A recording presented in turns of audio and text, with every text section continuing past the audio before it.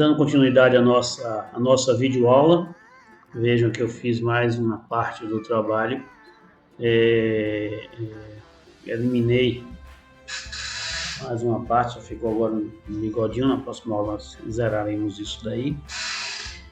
E agora nós vamos avançar, né? Vamos tentar pontuando esse capítulo naqueles aspectos que eu gostaria de destacar para vocês, né? O primeiro grande aspecto que nós viemos detalhando, viemos analisando, viemos estudando, é essa cada vez maior valorização do trabalho e cada vez mais uma desvalorização da sexualidade, de forma que nós expomos o trabalho que seria algo de esforço, de labuta, de trabalho, né, de castigo, de forma positiva, e nós evitamos, né, na nossa consciência, pensar e falar e expressar os sentimentos da nossa cabeça sobre sexo, né?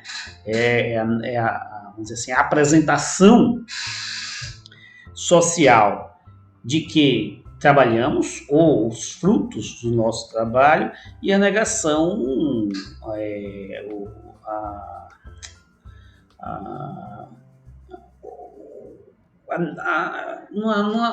não diria negação, mas obscurecemos, né, os nossos desejos e os nossos prazeres. Então perceba que tudo que é prazer, nós sentimos uma certa dificuldade, por exemplo, de encontrar a palavra exata para nos expressarmos, né?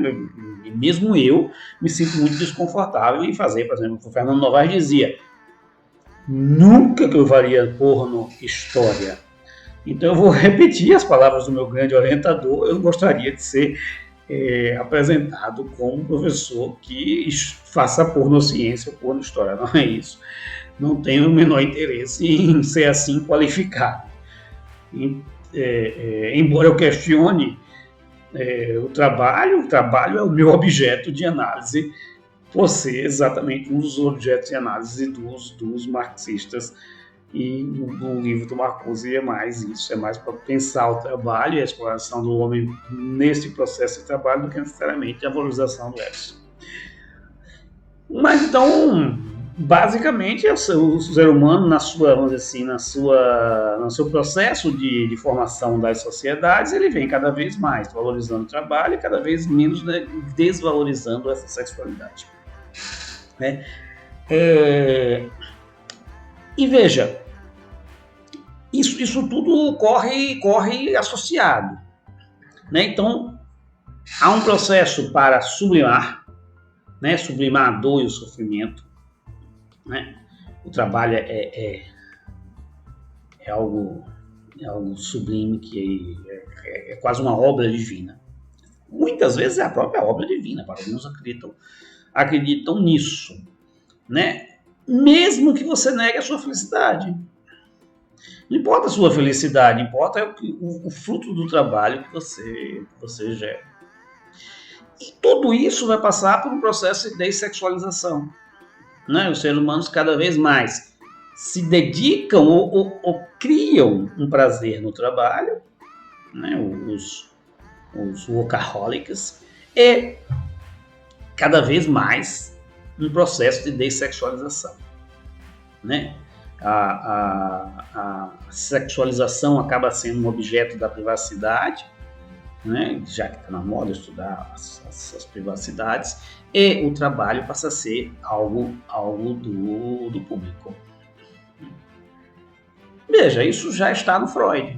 Né? Eu falei que a grande influência sobre esses autores são autores marxistas, claro, a grande influência vai ser o Marx, mas, né, nesse diálogo sempre constante com Hegel, né, que estuda isso antes do Freud, e com o próprio Freud. Então, o que é que o Freud vai apresentar, por exemplo, quando ele estuda Eros? Ele vai dizer essa relação conflituosa de Eros com os elementos destrutivos.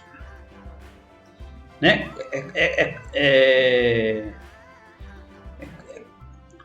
Como Eros seria analisado na atualidade, o mito do Eros se analisado na atualidade, e aí os estudantes que não conhecem absolutamente nada do mito do Eros, vai na internet e dá uma olhadinha minimamente para conhecer, né? Eu acho que o mito do Eros e o mito do Prometeu, que nós citamos na primeira parte dessa videoaula. E essa relação conflituosa entre Eros, né, e os elementos destrutivos, né, entre a vida e a morte. E como nós consagramos, né, em toda a nossa existência a vitória da morte. Né? O que leva o indivíduo a um processo de autodestruição. Né? Ou o processo de vida é um processo de vida para a morte. Né? Veja, em amplas religiosidades, o trabalho é aquilo que, por exemplo, leva as pessoas aos céus. É a obra. Né? Então, a morte como negação do Eros, como negação da vida, como valorização do trabalho e do devir. Ou seja, uma vida voltada para a morte. É claro que o Marcuse vai fazer algumas objeções. Ele vai dizer, primeiro, eu vou ler, nem todo trabalho envolve dessexualização. Nem todo trabalho é renúncia. Nem todo trabalho é desagradável. É que ela não assista minhas videoaulas, eu torço para que isso não aconteça, mas eu lembrei da minha amiga, minha queridíssima amiga Ana Maria. Ana Maria, ela trabalha, ela é um workaholic, então ela trabalha de manhã, de tarde, trabalhava à noite, trabalhava de madrugada e ainda está fazendo agora mestrado, inclusive na Unilab. Essa minha amiga que não espero não assistir a videoaula, ela trabalhava de manhã e tarde numa coisa extremamente desprazerosa, mas à noite pelo menos ela era dona de um pub.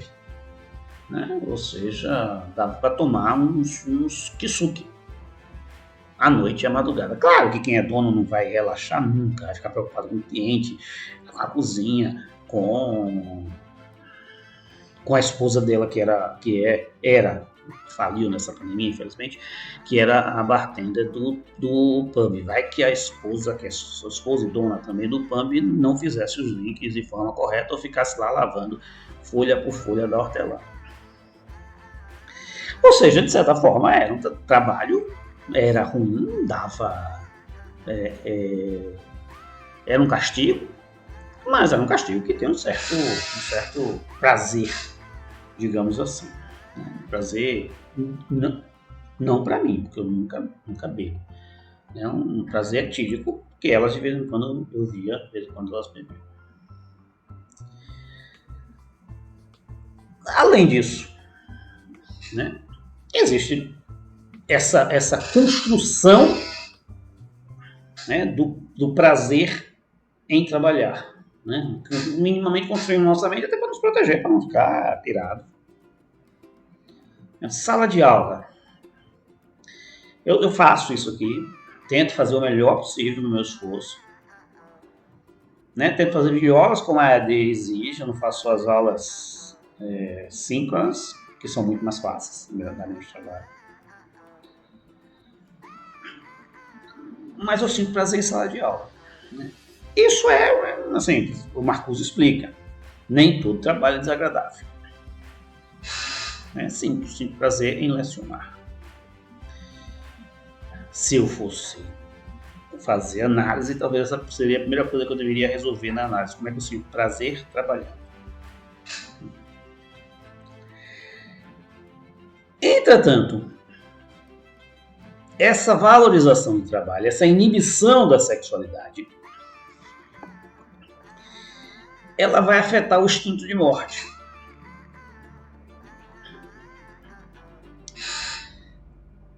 Isso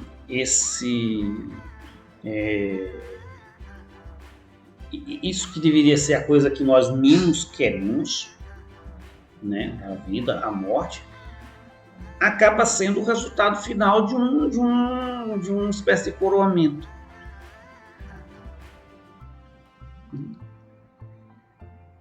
Porque quer queira, quer não, essa inibição, o resultado dessa inibição, o desempenho dessa inibição, vai estar sempre nesse diálogo entre Eros e trabalho. Né? Vai fazer parte desse diálogo entre Eros e trabalho. Porque quer queira, quer não, o ser humano não tem as bênçãos do Eros. Né? Veja, o próprio Eros enquanto entidade mitológica, né, enquanto um deus, ele não é o deus dos bem-sucedidos, pelo contrário. Né? Imaginando os bem-sucedidos, aqueles que têm as bênçãos da produtividade. Né? O Eros é o inverso disso. Né? São as bênçãos do ócio, da não produtividade, de viver de fato da natureza e não viver da civilização. Então essas bênçãos da produtividade que nós criamos. Né?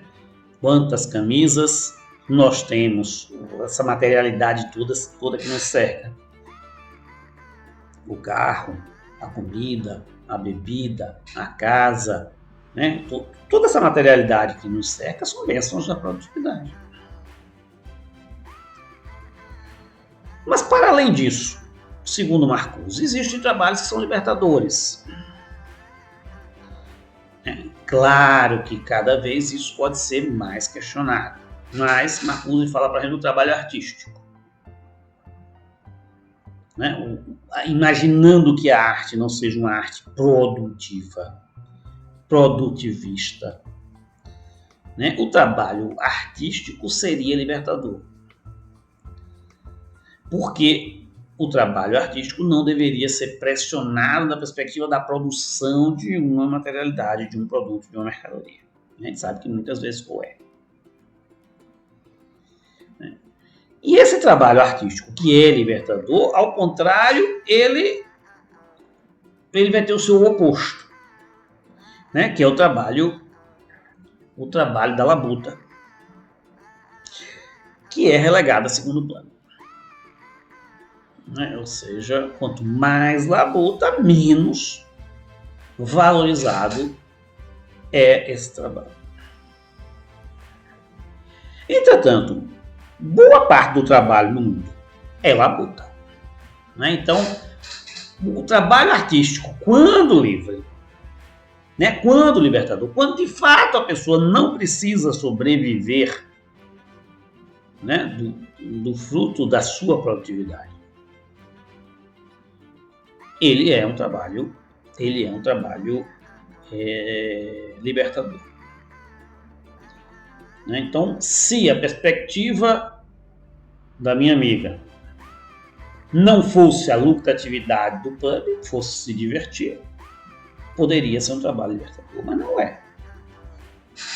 Né? E se o fosse, não importava quão prejuízo desse, né? Ela teria as condições materiais de sustentar esse prejuízo para o prazer. E não é verdade, porque se der prejuízo, ela não tem dinheiro para suportar o prejuízo de um pub fechado, por exemplo, numa pandemia. Não teve, pelo menos.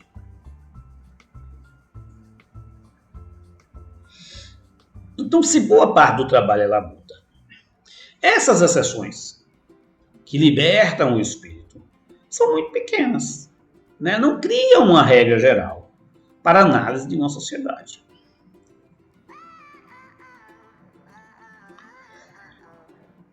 Porque dificilmente as necessidades e inclinações individuais pela relação do Marcuse são realizadas.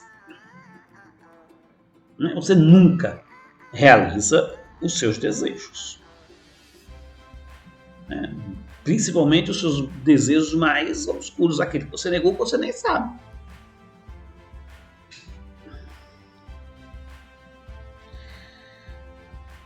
Então veja, essa sublimação do trabalho, essa vida para o trabalho, para a morte, para o sofrimento, na verdade é um pouco de sadismo. Via de regra, essa coisa sádica que define os rumos da humanidade. Nós vivemos para sofrer, porque vivemos para o trabalho e trabalhamos para a mercadoria. Tudo isso enfraquece o Eros. Tudo isso vai deixando o Eros a segundo, terceiro, quarto, quinto, sexto plano. Além do que uma repressão consciente e automática desses sentimentos. Já são 15 horas e eu só pensei em trabalho.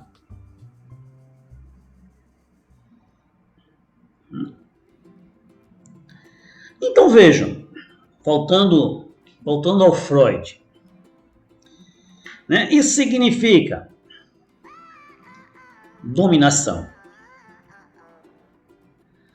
A dominação vai gerar, por consequência certa, rebelião, que vai fechar o circuito com mais dominação.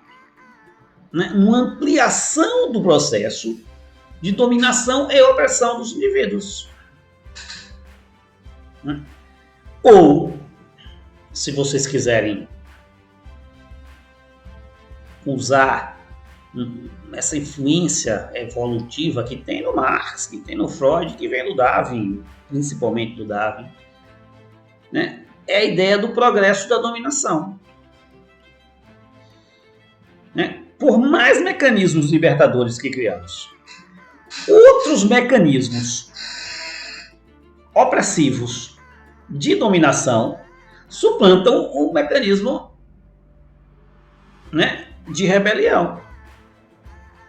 É como se a rebelião e a liberdade que os indivíduos vão desenvolvendo ao longo da história criam outros mecanismos de dominação e opressão.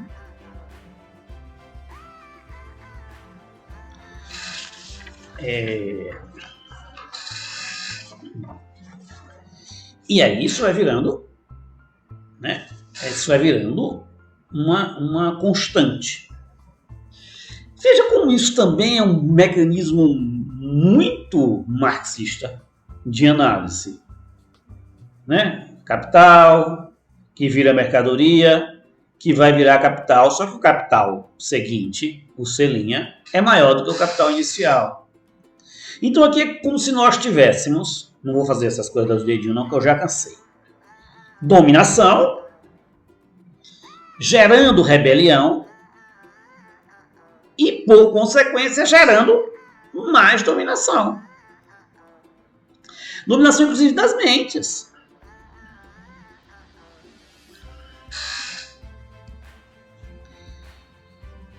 E veja, dominação, linha, assim como C', ela é diferente da dominação. A dominação é cada vez maior.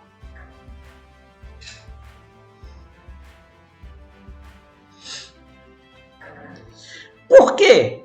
Porque da autoridade institucionalizada, das instituições,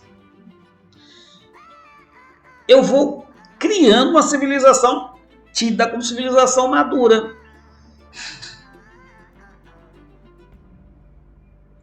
O que é a civilização madura? É a incorporação dessa dominação institucional do processo anterior.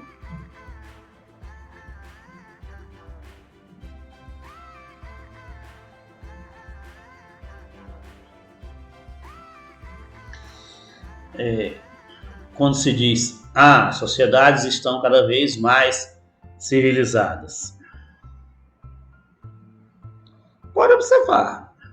São pessoas ordeiras, que não se relacionam, mal se comunicam, passam um pelo outro, não dá bom dia.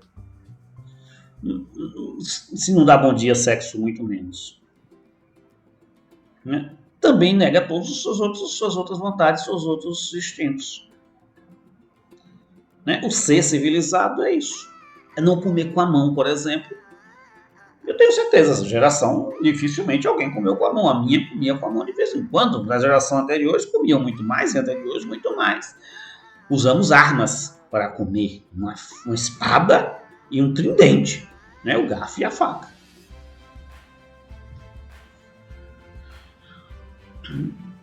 Ou quando incorporamos, né? Não roubarás. O que significa não roubarás?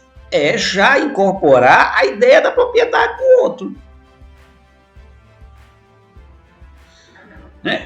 E cada vez que a sociedade evolui para estabelecer e manter essa propriedade do outro, porque o roubarás é a manutenção da propriedade do outro, significa, né, que cada vez mais eu estou incorporando um princípio civilizacional, mas só que esse princípio civilizacional detém as regras gerais daquele tempo, daquele sistema, as necessidades, né, oriundas daquele momento histórico, consequência desta formação, sim, mas agora cada vez mais incorporado aos indivíduos. Nenhum indivíduo, embora sinta o maior prazer do sextou, vai defender um eterno sextou como algo positivo. Né? Para termos a libertação, a rebelião do sextou, nós temos que passar por um processo de dominação e opressão, chamado segundou, terçou, quartou, quintou e sextou até a hora do sextou. Para nos rebelarmos no final de semana e novamente sermos dominados na segunda-feira.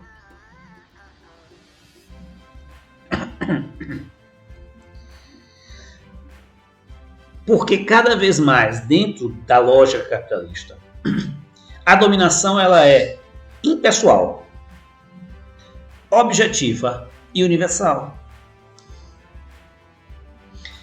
Quando eu estou em aula, à noite, geralmente as pessoas vão de calça para aula e de calça jeans. Agora não, vocês me veem daqui para cima, então eu não preciso usar calça.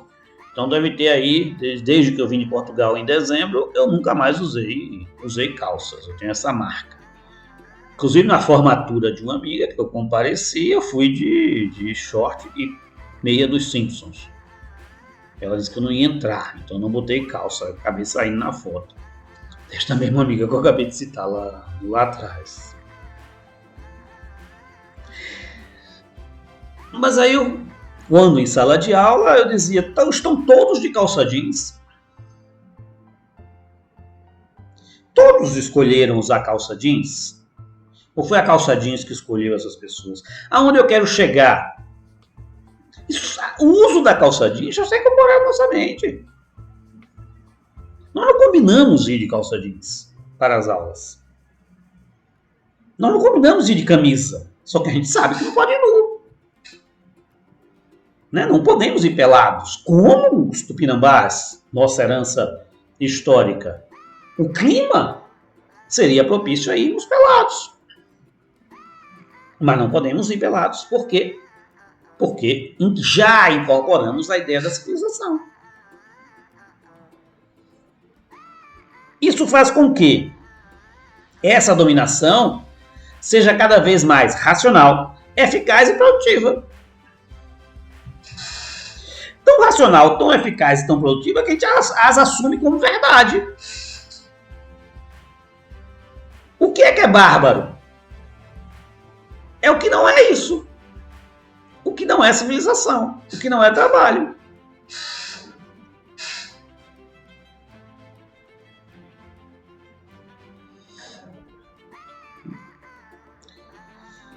Um sujeito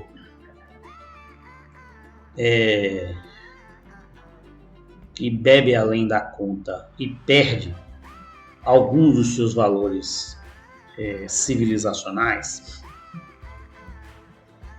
né?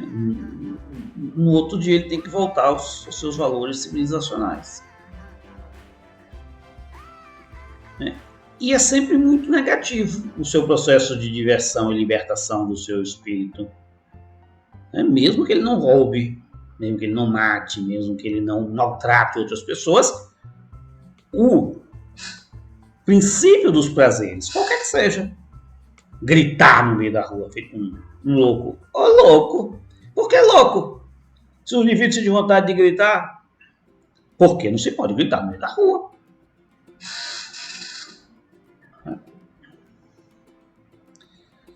É aquilo que o Marcuse vai chamar o princípio de desempenho. Né? O desempenho dos indivíduos vão estar relacionados com essa dominação.